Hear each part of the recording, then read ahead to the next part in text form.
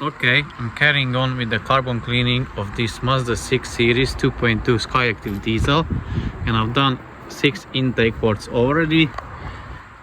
As you can see, they are clean. The last 2 still needs to be cleaned. They are done somewhat, but not the way I want to get it done, or the way I'm happy with it.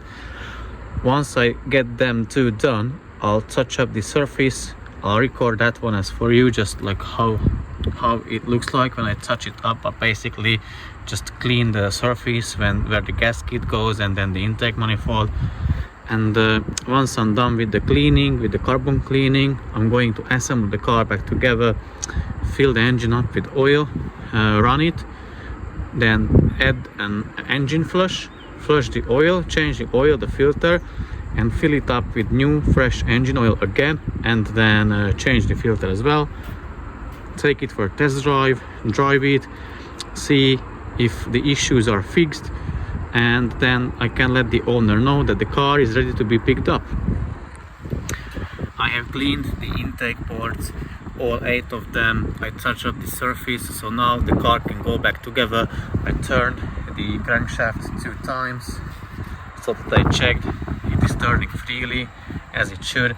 So now I'm going to assemble the rest of the parts here, the intake parts, EGR parts, and then test the car after I put back everything together, and hopefully everything will be okay, and I can let the owner know that he can come and pick up the car. Okay, look how clean the intake manifold is. Hopefully you can see it. Yeah.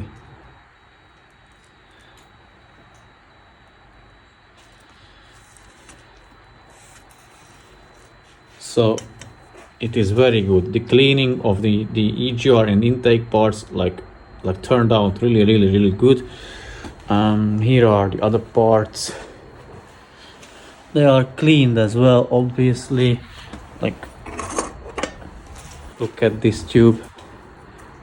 This is usually which causes the problem, and it is clean. So now I'm going to put back the parts to the intake manifold and then assemble the car back together. And this is for the another Mazda. This is for the CX-5. I bought oil pressure tester kit, so I'll be do that very soon. Oh, and by the way, this is the thing about myself when I was a little bit tipsy and I was browsing the internet and the tool websites, and I got myself this tool chest. It's from SGS, as you can see. No sponsor, nothing, even though I wish they would sponsor me. It is what it is. So yeah, let me show you. It is nothing extra or fancy, it's just a big tool chest. And yeah, I've got plenty of tools, so finally I can store them. If you want me, I can do like a tool review video as well, because I got a lot of tools. So let me know in the comments like which kind of tool you want me to do a review on. And also it has like a tabletop, so finally I don't need to like use a bin as a bench, so it is a lot more comfortable and convenient for me. So without further ado, and let's finish the talking and let's get some work done. So let me assemble back that intake manifold for the Mazda 6, and then I can assemble the car back together, the rest of the bits, and yeah, hopefully everything will be fine as usual. Guys, I know this is a different car but the same engine, so I'm just showing this for illustration purposes so that you can understand and see better what I'm going to do. So I'm going to do the oil pressure sensor test on the CX-5 with the same engine, and there is the oil pressure sensor or switch, yeah, that one, and here is its connector. So basically what you need to do, you need to pull this yellow tab like backwards towards you and then press on it, and then you can pull off the sensor, and the switch or the sensor has a 27 mil hex nut on it, so you will need to use a 27mm deep socket on it, undo it, and then you need to use an appropriate adapter from the pressure gauge, or sorry, from the oil pressure tester kit to thread it back in and then carry out the pressure test. How I'll be going to do it probably is everything is like intact. I won't remove anything. Hopefully I will have enough space just to catch on the sensor and remove the connector, and then I can remove the sensor as well and then do the test. But I'll be letting you know once I'm going to do that on that CX-5.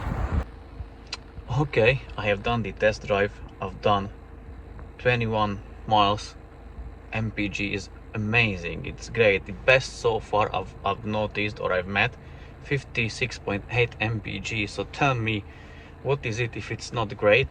The car drives fine without faults, so what's left to do still? I still need to flush the engine, so I got it up to temperature. I'll check the live data again, but it is up to temperature. So I'm going to flush the engine oil, then change the filter oil. Once that's done, I'll take it for another test drive, check the live data, and let the owner know that the car is ready to picked up. A bad bit, a little bit, that I feel that the suspension is a bit sloppy, not in a good way. Also brakes not the best, and I broke one connector, which I'll fix it for free. Obviously I could have just use zip ties and zip tie it, or like leave it like that, because it doesn't throw any codes and the owner wouldn't even notice it. But I just don't like to do it the things that way. So we are humans. If I make a mistake, I do take responsibility for it, and obviously I'm going to replace that connector. Basically I broke off the tab, so it's not that snug fitting anymore. But I already got the connector, so I'm just going to repin it and replace it for the owner. But yeah, apart from that, the car seems to be good, very good actually. It drives fine. It has its issues. It's 2016 or 15 plate, but yeah, as I said, I'm going to flush the engine oil and fill it up, check if I notice any leaks or whatsoever, put back the engine plastics, take it for another test drive, very likely tomorrow, and maybe if the owner will be free, he can come and pick it up tomorrow or later at any day. So yeah, that was it, I think. Thank you very much for watching and tuning into the channel. Let me know in the comment section if you enjoy these type of videos or what other videos you'd like to see. And yeah, take care and have a nice rest of the day.